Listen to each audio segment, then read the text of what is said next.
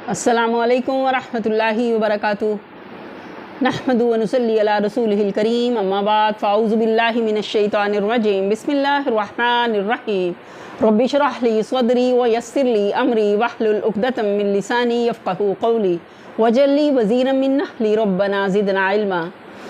अल्लाहुम्मा अय्यिदना बिरूहिल कुदुस, अल्लाहुम्मा बारिक लना फ़ी औक़ातिना, आमीन सुम्मा आमीन या रब्बल आलमीन। हम पढ़ रहे हैं 14वां पारा। आज हम शुरू करेंगे सूरह अन-नहल। अऊज़ु बिल्लाहि मिनश शैतानिर रजीम, बिस्मिल्लाहिर रहमानिर रहीम। अता अम्रुल्लाहि फ़ला तस्तअजिलूह, सुब्हानहु व तआला अम्मा युश्रिकून। आ गया अल्लाह का फ़ैसला, अब उसके लिए जल्दी न मचाओ, पाक है वो और बाला बरतर है उस शिर्क से जो ये लोग कर रहे हैं। यानी बस वो आया ही चाहता है, उसके ज़ुहूर व नफ़ाद का वक्त करीब आ लगा है। इस बात को सीगे माजी में या तो उसके इंतहाई यकीनी और इंतहाई करीब होने का तसव्वुर दिलाने के लिए फरमाया गया, फिर इसलिए कि कुफ़ारे कुरैश की सरकशी व बदअमली का पैमाना लबरेज़ हो चुका था और आखिरी फ़ैसला कुन कदम उठाए जाने का वक्त आ गया था। सवाल पैदा होता है कि ये फ़ैसला क्या था और किस शक्ल में आया। हम ये समझते हैं कि अल्लाह आलम बिस्सवाब के इस फ़ैसले से मुराद नबी सल्लल्लाहु अलैहि वसल्लम की मक्का से हिजरत है, जिसका हुक्म थोड़ी मुद्दत बाद ही दिया गया। कुरान के मुताले से मालूम होता है कि नबी जिन लोगों के दरमियान मबूस होता है, उनके हजूद व इनकार की आखिरी सरहद पर पहुंचकर ही उसे हिजरत का हुक्म दिया जाता है और ये हुक्म उनकी किस्मत का फ़ैसला कर देता है।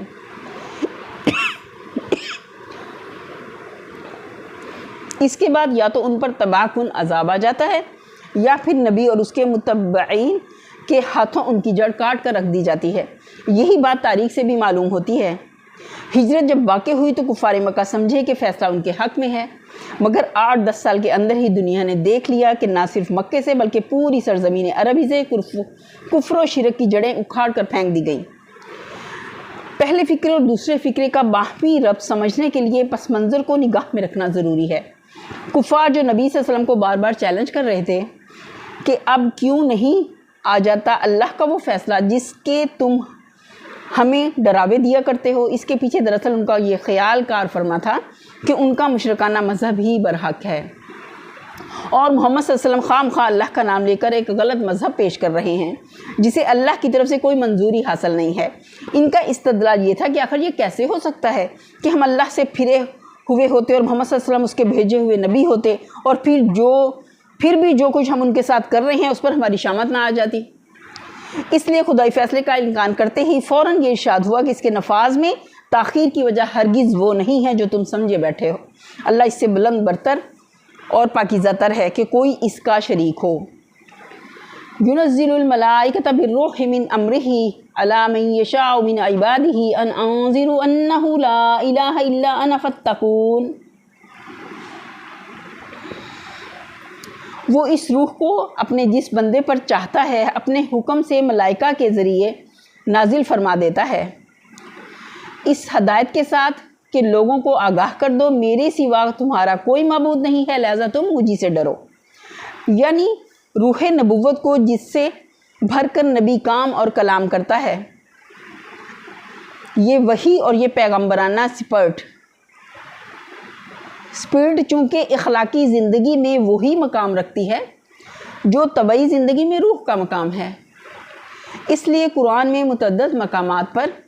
इसके लिए रूह का लफ्ज़ इस्तेमाल किया गया है। इसी हकीकत को ना समझने की वजह से ईसाइयों ने रूहुल कुदुस को 3 खुदाओं में से एक खुदा बना डाला। फ़ैसला तलब करने के लिए कुफ़ार जो चैलेंज कर रहे थे,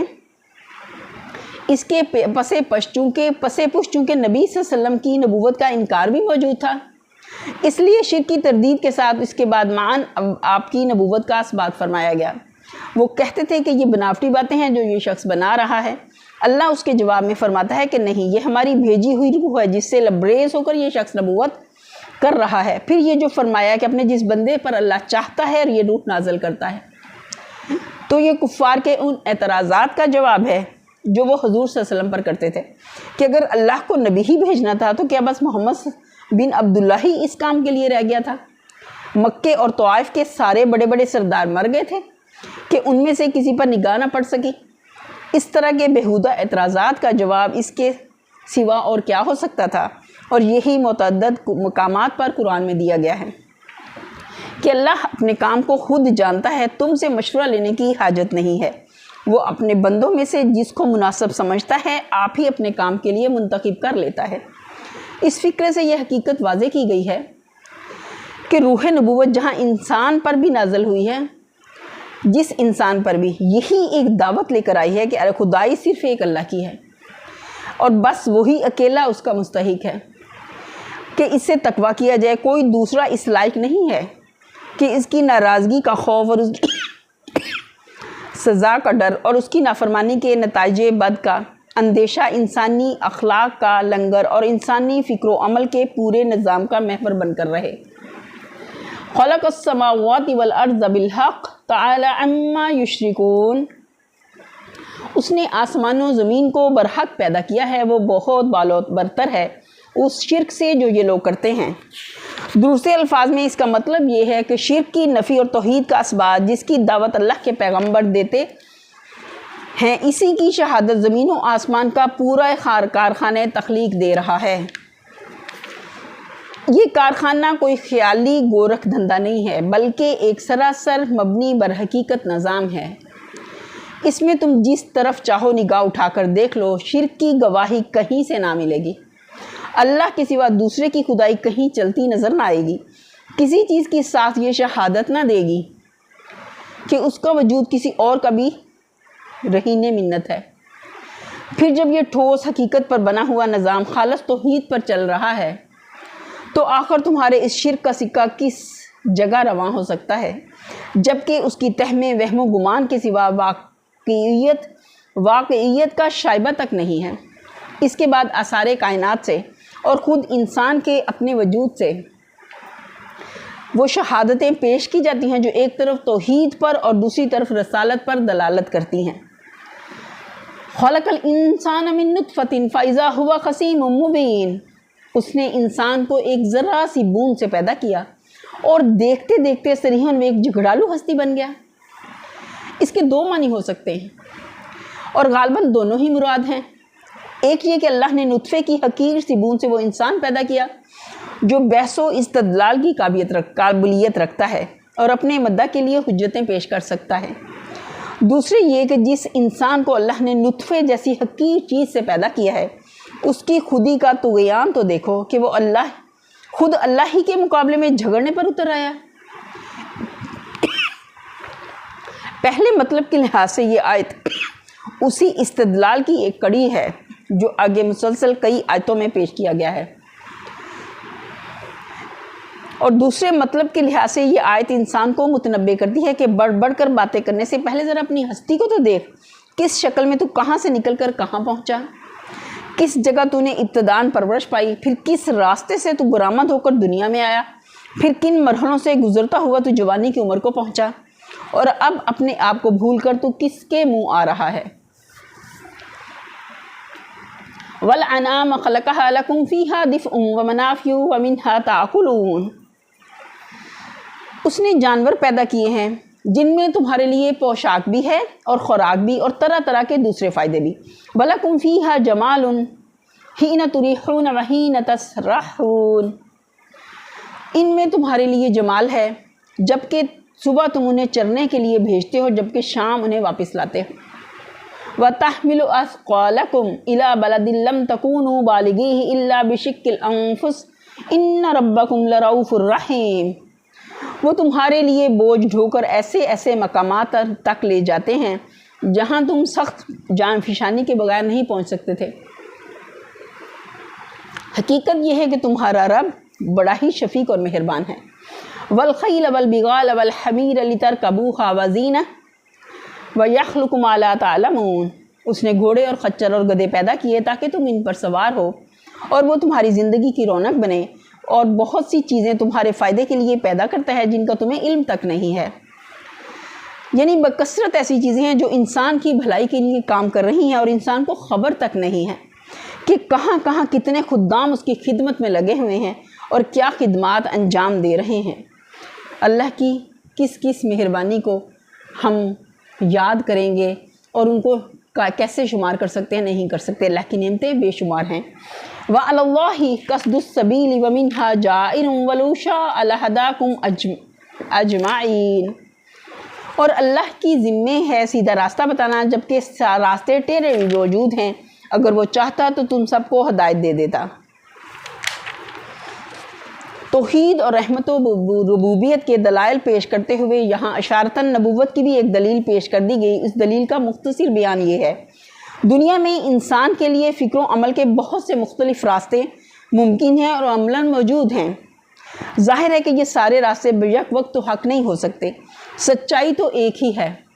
اور صحیح نظریہ حیات صرف وہی ہو سکتا ہے جو اس سچائی کے مطابق ہو، اور عمل کے بے شمار ممکن راستوں میں سے صحیح راستہ بھی صرف وہی ہو سکتا ہے جو صحیح نظریہ حیات پر مبنی ہو۔ اس صحیح نظریے اور صحیح راہ عمل سے واقف ہونا انسان کی سب سے بڑی ضرورت ہے، بلکہ اصل بنیادی ضرورت یہی ہے، کیونکہ دوسری تمام چیزیں تو انسان کی صرف ان ضرورتوں کو پورا کرتی ہیں جو ایک اونچے درجے کا جانور ہونے کی حیثیت سے اس کو لاحق ہوا کرتی ہیں، مگر یہ ایک ضرورت ایسی ہے جو انسان ہونے کی حیثیت سے اس کو لاحق ہے، یہ اگر پوری نہ ہو تو اس کے معنی یہ ہے کہ آدمی کی ساری زندگی ہی ناکام ہو گئی۔ اب غور کرو کہ جس اللہ نے تمہیں وجود میں لانے سے پہلے تمہارے لیے یہ کچھ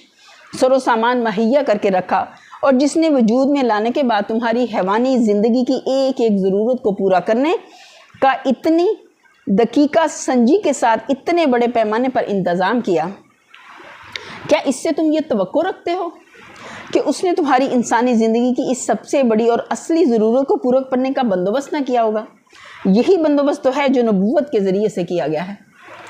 اگر تم نبوت کو نہیں مانتے تو بتاؤ تمہارے خیال میں اللہ نے انسان کی ہدایت کے لیے اور کون سا انتظام کیا ہے؟ اس کے جواب میں تم نہ یہ کہہ سکتے ہو کہ اللہ نے ہمیں راستہ تلاش کرنے کے لیے عقل و فکر دے رکھی ہے، کیونکہ انسانی عقل و فکر پہلے ہی بے شمار مختلف راستے ایجاد کر بیٹھی ہے جو راہ راست کی صحیح دریافت میں اس کی ناکامی کا کھلا ثبوت ہے۔ اور نہ تم یہی کہہ سکتے ہو کہ اللہ نے ہماری رہنمائی کا کوئی انتظام نہیں کیا ہے، کیونکہ اللہ کے ساتھ اس سے بڑھ کر بدگمانی اور کوئی نہیں ہو سکتی کہ وہ جانور ہونے کی حیثیت سے تو تمہاری پرورش اور تمہاری نشو و نما کا اتنا مفصل اور مکمل انتظام کرے، مگر انسان ہونے کی حیثیت سے تم کو یوں ہی تاریکیوں میں بھٹکنے اور ٹھوکریں کھانے کے لیے چھوڑ دے۔ یعنی اگرچہ یہ بھی ممکن تھا کہ اللہ تعالیٰ اپنی ذمہ داری کو جو نوع انسانی کی رہنمائی کے لیے اس نے خود اپنے اوپر عائد کی ہے اس طرح ادا کرتا کہ سارے انسانوں کو پیدائشی طور پر دوسرے تمام بے اختیار مخلوقات کے مانند برسر ہدایت بنا دیتا، لیکن یہ اس کی مشیت کا تقاضا نہ تھا۔ اس کی مشیت ایک ایسی ذی اختیار مخلوق کو وجود میں لانے کی متقاضی تھی جو اپنی پسند اور اپنے انتخاب سے صحیح اور غلط ہر طرح کے راستوں پر جانے کی آزادی رکھتی ہو۔ اسی آزادی کے استعمال کے لیے اس کو علم کے ذرائع دیے گئے، عقل و فکر کی صلاحیتیں دی گئیں، خواہش اور ارادے کی طاقتیں بخشی گئیں، اپنے اندر اور باہر کی بے شمار چیزوں پر تصرف کے اختیارات عطا کیے گئے، اور باطن و ظاہر میں ہر طرف بے شمار ایسے اسباب رکھ دیے گئے جو اس کے لیے ہدایت اور ضلالت دونوں کے موجب بن سکتے ہیں۔ یہ سب کچھ بے معنی ہو جاتا اگر وہ پیدائشی طور پر راسترو بنا دیا جاتا، اور ترقی کے ان بلند ترین مدارج تک بھی انسان کا پہنچنا ممکن نہ رہتا جو صرف آزادی کے صحیح استعمال کے نتیجے میں اس کو مل سکتے ہیں۔ اس لیے اللہ تعالیٰ نے انسان کی رہنمائی کے لیے جبری ہدایت کا طریقہ چھوڑ کر رسالت کا طریقہ اختیار فرمایا تاکہ انسان کی آزادی بھی برقرار رہے اور اس کے امتحان کا منشا بھی پورا ہو، اور وہ راہ راست بھی معقول ترین طریقے سے اس کے سامنے پیش کر دی جائے۔ هو الذی انزل من السماء ماء لکم منہ شراب ومنہ شجر فیہ تسیمون، وہی ہے جس نے آسمان سے تمہارے لیے پانی برسایا جس سے تم خود بھی سیراب ہوتے ہو اور تمہارے جانوروں کے لیے بھی چارہ پیدا ہوتا ہے۔ ينبت لكم به الزرع والزيتون والنخيل والأعناب ومن كل الثمرات إن في ذلك لآيات لقوم يتفكرون، وہ اس پانی کے ذریعے سے کھیتیاں اگاتا ہے اور زیتون اور کھجور اور انگور اور طرح طرح کے دوسرے پھل پیدا کرتا ہے، اس میں ایک بڑی نشانی ہے ان لوگوں کے لیے جو غور و فکر کرتے ہیں۔ وَسَخَّرَ لَكُمُ اللَّيْلَ وَالنَّهَارَ وَالشَّمْسَ وَالْقَمَرَ وَالنُّجُومُ مُسَخَّرَاتٌ بِأَمْرِهِ إِنَّ فِي ذَلِكَ لَآيَاتٍ لِقَوْمٍ يَعْقِلُونَ، اس نے تمہاری بھلائی کے لیے رات اور دن کو اور سورج اور چاند کو مسخر کر رکھا ہے، اور جب سب تارے بھی اس کے حکم سے مسخر ہیں، اس میں بہت نشانی ہے ان لوگوں کے لیے جو عقل سے کام لیتے ہیں۔ وَمَا زَرَعَ لَكُمْ فِي الْأَرْضِ مُخْتَلِفًا أَلْوَانُهُ إِنَّ فِي ذَلِكَ لَآيَاتٍ لِقَوْمٍ يَذَّكَّرُونَ، اور یہ جو بہت سی رنگ برنگ کی چیزیں اس نے تمہارے لیے زمین میں پیدا کر رکھی ہیں، ان میں بھی ضرور نشانی ہے ان لوگوں کے لیے جو سبق حاصل کرنے والے ہیں۔ وَهُوَ الَّذِي سَخَّرَ الْبَحْرَ لِتَأْكُلُوا مِنْهُ لَحْمًا طَرِيًّا وَتَسْتَخْرِجُوا مِنْهُ حِلْيَةً تَلْبَسُونَهَا وَتَرَى الْفُلْكَ مَوَاخِرَ فِيهِ وَلِتَبْتَغُوا مِنْ فَضْلِهِ وَلَعَلَّكُمْ تَشْكُرُونَ، وہی ہے جس نے تمہارے لیے سمندر کو مسخر کر رکھا ہے تاکہ تم اس سے تر و تازہ گوشت لے کر کھاؤ اور اس سے زینت کی وہ چیزیں نکالو جنہیں تم پہنا کرتے ہو۔ تم دیکھتے ہو کہ کشتی سمندر کا سینہ چیرتی ہوئی چلتی ہے، یہ سب کچھ اس لیے ہے کہ تم اپنے رب کا فضل تلاش کرو اور اس کے شکر گزار بنو، یعنی حلال طریقوں سے اپنا رزق تلاش کرنے کی، حاصل کرنے کی کوشش کرو۔ وَأَلْقَى فِي الْأَرْضِ رَوَاسِيَ أَن تَمِيدَ بِكُمْ وَأَنْهَارًا وَسُبُلًا لَعَلَّكُمْ تَهْتَدُونَ، اس نے زمین میں پہاڑوں کی میخیں گاڑ دیں تاکہ زمین تم کو لے کر ڈھلک نہ جائے، اس نے دریا جاری کیے اور قدرتی راستے بنائے تاکہ تم ہدایت پاؤ۔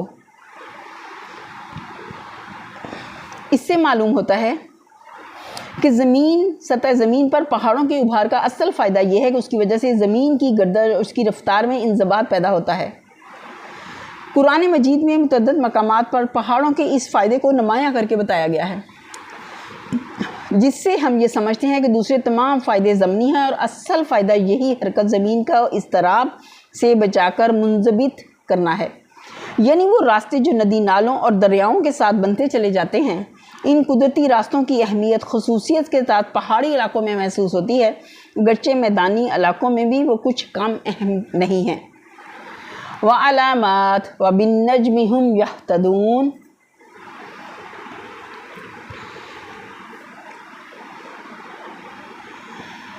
اس نے زمین میں راستہ بتانے والی علامتیں رکھ دی ہیں اور تاروں سے بھی لوگ ہدایت پاتے ہیں، یعنی اللہ نے ساری زمین بالکل یکساں بنا کر نہیں رکھ دی، بلکہ ہر خطے کو مختلف امتیازی علامات سے ممتاز کیا ہے۔ اس کے بہت سے دوسرے فوائد کے ساتھ ایک فائدہ یہ بھی ہے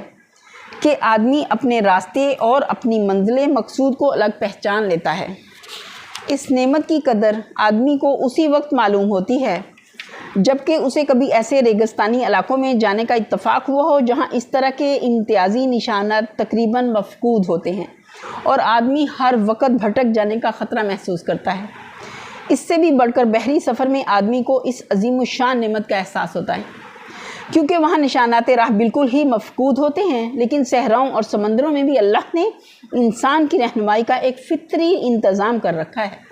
اور وہ ہیں تارے جنہیں دیکھ دیکھ کر انسان قدیم ترین زمانے سے آج تک اپنا راستہ معلوم کر رہا ہے۔ یہاں پھر توحید اور رحمت اور ربوبیت کی دلیلوں کے درمیان ایک لطیف اشارہ دلیل رسالت کی طرف بھی کر دیا گیا ہے۔ اس مقام کو پڑھتے ہوئے ذہن خود بخود اس مضمون کی طرف منتقل ہوتا ہے کہ جس اللہ نے تمہاری مادی زندگی میں تمہاری رہنمائی کے لیے کچھ انتظامات کیے ہیں، کیا وہ تمہاری اخلاقی زندگی سے اتنا بے پرواہ ہو سکتا ہے کہ یہاں تمہاری ہدایت کا کچھ بھی انتظام نہ کرے؟ ظاہر ہے کہ مادی زندگی میں بھٹک جانے کا بڑے سے بڑا نقصان بھی اخلاقی زندگی میں بھٹکنے کے نقصان سے بدرجہ کم ہے۔ پھر جس رب کریم رحیم کو ہماری مادی فلاح کی اتنی فکر ہے کہ پہاڑوں میں ہمارے لیے راستے بناتا ہے،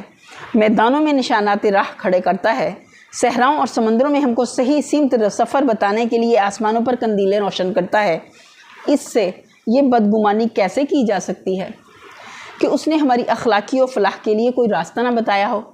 بنایا ہوگا، اس راستے کو نمایاں کرنے کے لیے کوئی نشان نہ کھڑا کیا ہوگا اور اسے صاف صاف کرنے کے لیے کوئی سراج منیر روشن نہ کیا ہوگا۔ جہاں تک آفاق اور انفس کی بہت سی نشانیاں جو پے در پہ بیان کی گئی ہیں، انفس، ان سے یہ ذہن نشیں کرنا مقصود ہے کہ انسان اپنے وجود سے لے کر زمین اور آسمان کے گوشے گوشے تک جدھر چاہے نظر دوڑا کر دیکھ لے، ہر چیز پیغمبر کے بیان کی تصدیق کر رہی ہے، اور کہیں سے بھی شرکی اور ساتھ ساتھ دہریت کی بھی تائید میں کوئی شہادت فراہم نہیں ہوتی۔ یہ ایک حقیر بوند سے بولتا چلتا چالتا اور حجت و استدلال کرتا انسان بنا کھڑا کرنا، اس کی ضرورت کے عین مطابق بہت سے جانور پیدا کرنا جن کے بال اور کھال، خون اور دودھ، گوشت اور پیٹھ، ہر چیز میں انسانی فطرت کے بہت سے مطالبات کا، حتیٰ کہ اس کے ذوق جمال کی مانگ تک کا جواب موجود ہے۔ یہ آسمان سے بارش کا انتظام اور یہ زمین میں طرح طرح کے پھلوں اور غلوں اور چاروں کی رویدگی کا انتظام، جس کے بے شمار شعبے آپس میں ایک دوسرے کے ساتھ جوڑ کھاتے ہوئے چلے جاتے ہیں اور پھر انسان کی بھی فطری ضرورتوں کے مطابق ہے۔ یہ رات اور دن کی باقاعدہ آمد و رفت، یہ چاند اور سورج اور تاروں کی انتہائی منظم و حرکات جن کا زمین کی پیداوار اور انسان کی مسلطوں سے اتنا گہرا ربط ہے، یہ زمین ہے، سمندروں کا وجود اور یہ ان کے اندر انسان کی بہت سی طبعی اور جمالی طلبوں کا جواب، یہ پانی کا چند مخصوص قوانین سے جکڑا ہوا ہونا، پھر اس کے یہ فائدے کہ انسان سمندر جیسی ہولناک چیز کا سینہ چیرتا ہوا اس میں اپنے جہاز چلاتا ہے اور ایک ملک سے دوسرے ملک تک سفر اور تجارت کرتا پھرتا ہے۔ یہ دھرتی کے سینے پر پہاڑوں کے ابھار اور یہ انسان کی ہستی کے لیے ان کے فائدے، یہ سطح زمین کی ساخت سے لے کر آسمان کی بلند فضاؤں تک بے شمار علامتوں اور امتیازی نشانوں کا پھیلاؤ، اور پھر ہر اس طرح اس کا انسان کے لیے مفید ہونا،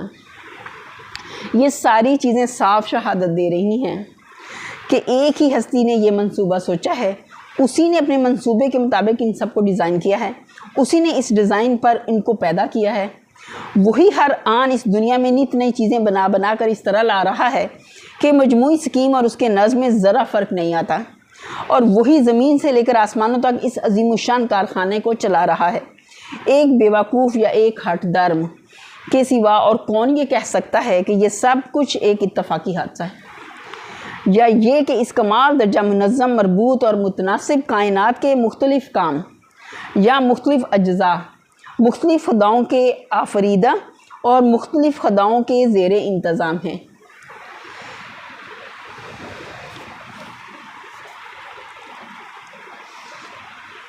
افمن یخلق کمن لا یخلق افلا تذکرون،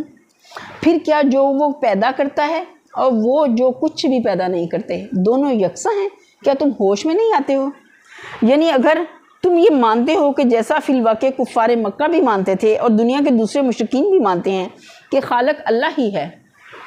اور اس کائنات کے اندر تمہارے ٹھہرائے ہوئے شریکوں میں سے کسی کا کچھ بھی پیدا کیا ہوا نہیں ہے، تو پھر یہ کیسے ہو سکتا ہے کہ خالق کے خلق کیے ہوئے نظام میں غیر خالق ہستیوں کی حیثیت خود خالق کے برابر یا کسی طرح اس کے مانند ہو؟ کیوں کر ممکن ہے کہ اپنی خلق کی ہوئی کائنات میں جو اختیارات خالق کے ہیں وہی ان غیر خالقوں کے بھی ہوں، اور اپنی مخلوق پر جو حقوق خالق کو حاصل ہیں وہی حقوق غیر خالقوں کو بھی حاصل ہوں؟ کیسے باور کیا جا سکتا ہے کہ خالق اور غیر خالق کی صفات ایک جیسی ہوں گی، یا وہ ایک جنس کے افراد ہوں گے، حتیٰ کہ ان کے درمیان باپ اور اولاد کا رشتہ ہوگا؟ ایسا ممکن نہیں۔ وَإِن تَعُدُّوا نِعْمَتَ اللَّهِ لَا تُحْصُوهَا إِنَّ اللَّهَ لَغَفُورٌ رَحِيمٌ، اور اگر تم اللہ کی نعمتوں کو گننا چاہو تو گن نہیں سکتے، حقیقت یہ ہے کہ وہ بڑا ہی درگزر کرنے والا اور رحیم ہے۔ پہلے اور دوسرے فکرے کے درمیان ایک پوری داستان ان کہی چھوڑ دی ہے، اس لیے کہ وہ اس قدر عیاں ہے کہ اس کے بیان کی حاجت نہیں۔ اس کی طرف محض یہ لطیف اشارہ ہی کافی ہے کہ اللہ کے بے پایاں احسانات کا ذکر کرنے کے بعد معاً اس کے بعد غفور الرحیم ہونے کا ذکر کر دیا جائے۔ اسی سے معلوم ہو جاتا ہے کہ جس انسان کا بال بال اللہ کے احسانات میں بندھا ہوا ہے وہ اپنے محسن کی نعمتوں کا جواب کیسی کیسی نمک حرامیوں، بے وفائیوں، غداریوں اور سرکشیوں سے دے رہا ہے۔ پھر اس کا محسن کیسا رحیم اور حلیم ہے کہ ان ساری حرکتوں کے باوجود سال ہر سال ایک نمک حرام شخص کو اور صدہا برس ایک باغی قوم کو اپنی نعمتوں سے نوازتا چلا جاتا ہے۔ یہاں وہ بھی دیکھنے میں آتے ہیں جو علانیہ خالق کی ہستی ہی کے منکر ہیں اور پھر بھی نعمتوں سے مالا مال ہوئے جا رہے ہیں، وہ بھی پائے جاتے ہیں جو خالق کی ذات، صفات، اختیارات، حقوق سب میں غیر خالق ہستیوں کو اس کا شریک ٹھہرا رہے ہیں اور منعم کی نعمتوں کا شکریہ غیر منعموں کو ادا کر رہے ہیں، پھر بھی نعمت دینے والا ہاتھ نعمت دینے سے نہیں رکتا۔